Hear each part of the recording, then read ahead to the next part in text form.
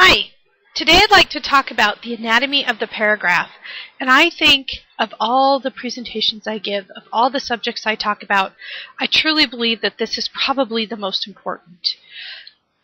90% of the problems that happen with writing are really not grammar issues, they're issues of good paragraphing. In fact, research shows that when a writer figures out exactly what they're trying to say and knows how to say it well, their grammar tends to clear itself up all on its own. So writers tend to think that writing is a grammar issue, and most writing teachers will tell you that writing is a content issue. And at the heart of that content, in my opinion, is the paragraph, and writing a good body paragraph. All body paragraphs really need at least 3 elements. Now, they can have other elements, and as you become a more sophisticated writer, you start to learn about paragraphs that introduce background information, or paragraphs that address the opposition, or paragraphs that situate your argument in a particular time or space or context. But when we come down to the building blocks of every essay, you must have body paragraphs that offer topic sentences, that give a good reason for your thesis, that offer evidence, very specific and powerful evidence, and then explain why that evidence is true. So we're going to go through each of these parts and discuss what it should look like. A topic sentence is the main idea of the paragraph stated in a single sentence. It functions kind of like a little mini thesis statement in each paragraph. It's like a promise. It tells your reader what you promise to explain in that paragraph. Good topic sentences are complete sentences, not sentence fragments. And they should be a clear and direct statement, not a question. Generally speaking, I advise beginning writers and developing writers to avoid using questions in essays. I know that it's a popular technique to ask a question, but in my experience, a lot of times when a writer puts a question into an essay, they don't actually answer that question. They just throw out a question, a rhetorical question, and they sort of assume that their reader will answer the question in the same way that they do. Never, never make that assumption. It's important for you in an essay to explain your position and to show why you think that way. That is what an essay is about. Asking your reader a question and hoping that they will see it the same way you do, that's just crazy.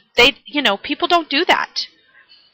The point of this is you are here to answer questions, not ask them. So don't use questions in essays. There's a simple formula for a thesis statement. It's the same formula for a topic sentence. In the topic sentence, you should have the subject of the sentence be the subject of the paragraph. What are you trying to talk about? And then the predicate is the controlling idea, or the way you perceive or view that topic. So here are some examples of topic sentences. And notice that I've put the subject of the sentence in the darker green, and then the controlling idea in the blue teal color. So it says, my cat Hermione enjoys being petted only when I'm working at the computer. Older cars can be a very economical option for transportation. For me, cheesecake satisfies my need for sweets better than any other dessert. And autistic children can be as different as the stars in the sky. The evidence of the paragraph. This is the middle and perhaps the most important part of a paragraph, and I find that most students, generally speaking, they understand what this is. Evidence is the part that does the job of explaining or describing or illustrating. It's generally factual, and what I mean by that, it's not something a reader can argue with. Now notice, if you tell a story about your life, and you're truthful about that story, that's factual. The reader can't come up to you and say, that didn't happen to you. It either did or it didn't happen. Facts are things that either can be proven or disproven. So evidence, don't get factual confused with valid, meaning that fact stands up to scrutiny. A fact is a statement that can be proven or disproven. And the body of a paragraph should be specific like that. It should offer facts. Evidence is always very specific, and that's how I know most of the time that a student is or isn't offering evidence. Evidence must be specific. And this is a place in your paragraph to offer evidence that makes your topic sentence true. So you took a position about older cars being more economical for transportation.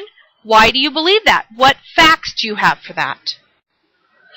The third part of a paragraph, I think, is the most difficult for students to understand. And that is that paragraphs should offer some explanation of the way you interpret your evidence. Facts are not self-evident. You must interpret or explain the evidence to your reader.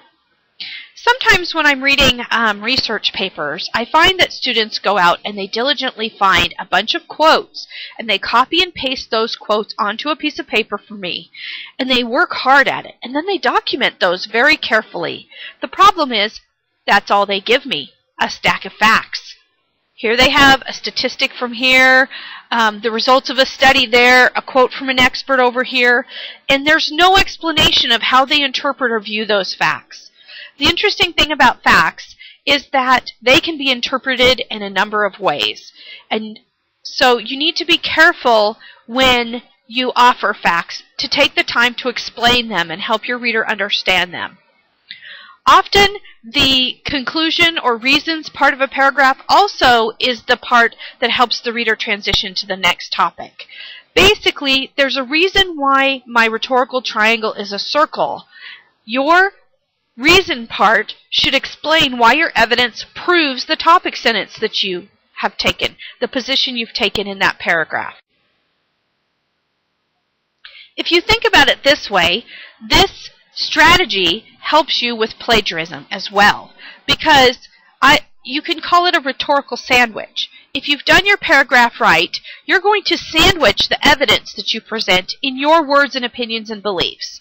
That puts you in control of the paragraph rhetorically. Think about that stack of facts that the student, they might have a topic sentence and then they have a fact and they walk away and they just leave the fact there. That is not an argument. It's simply a fact presented. Tell me what you think of that fact. Situate that fact in your own belief. Explain your belief. The point here is that you should be writing the paragraph, not the evidence or whatever source you found the evidence from. Using this notion of the rhetorical sandwich helps you to avoid plagiarism because the facts become embedded in your beliefs. Graphically speaking, you can look at it this way. Topic sentence, evidence, reasons. That's the order that a paragraph should follow. Now, that said, there are tons of different kinds of paragraphs out there, and each of them, this rhetorical triangle manifests slightly differently. So I'm going to give you a couple of examples of paragraphs, and I'm going to show you how I use this strategy. The first is a narrative paragraph. Narrative paragraphs tell a story. Second, I'm going to present to you is a persuasive paragraph, a paragraph that's meant to convince the reader of a position. A third is a descriptive paragraph. Note, all narrative paragraphs should be very descriptive, but not all descriptive paragraphs tell a story. And finally, there's an expository or explanatory paragraph that gives evidence or gives information or explains something to the reader. Here's my narrative paragraph. My cat Hermione enjoys being petted only when I'm working at the computer. Today, while I tanked my first dungeon in over a year, my sweet kitty jumped up in my lap and started to purr loudly. Next, she stepped on the keyboard, hitting the W button, causing my dwarf Ludmilla to run directly into the group of mobs. Of course, the priest had stopped to drink and mana up. Caught unprepared, she couldn't heal effectively. As a result, Hermione caused the entire party to wipe. Needless to say, the party didn't find my cat very cute. So, this is a story, and it has a clear narrative arc, a beginning, a middle, and an end. But I kind of surround the story with a context that gives the reader a reason to understand or read this story. That is the part where you have a topic sentence and then you explain. And that helps the reader to see that context or to understand why the story was told. Next, a persuasive paragraph. Older cars can be a very economical option for transportation. Older cars are less expensive to buy. In fact, you can often buy an older car outright, avoiding costly finance charges. Although older cars do require more maintenance, the repair costs rarely amount to the same monthly burden that a loan payment costs. Older cars have lower insurance rates as well because they can be kept at liability only rather than full coverage. For me, older cars allow me the financial freedom to pay for fun extras like my horses. See how at the end of that paragraph it wraps it up? A good paragraph really feels kind of like a dive in the ocean. You start at the surface and you see the big general picture, and then you dive down and you look at the bottom of the ocean and you look at the specific little details. And then as you're coming back up for air, you look at the big picture again. That's what good paragraphs do. Here's a descriptive paragraph. For me, cheesecake satisfies my need for sweets better than any other dessert. Cheesecake smells sharp and sweet and rich, like sliding into velvet sheets on a frigid night. As I take a bite, the raw power fills my senses, channeling my focus on the moment. I love cheesecake of all varieties, a traditional vanilla cake topped with strawberries, chocolate and coffee swirled cheesecake with fudge drizzle, or caramel cheesecake sprinkled with praline pecans. For any celebration, don't give me a spongy traditional cake. Instead, hand over the cheesecake and back away quickly. Finally, an expository paragraph. This is meant to explain something. Autistic children can be as different as the stars in the sky. Some autistic children have little or no language skills. Others sit in the middle of the room all day, rocking and focusing on their item of interest, shutting out the world. Autistic children can also be very vocal, dominating a conversation by talking loudly about their field of interest. My son, whose love of music is pervasive, will spend most of the day chanting and transforming the lyrics to his favorite songs. The limited field of interest is the controlling characteristic of autistic individuals, although how a child expresses his or her interests will be as varied as the stars. So you can see that final sentence puts gives the paragraph a completeness that makes it puts it in context.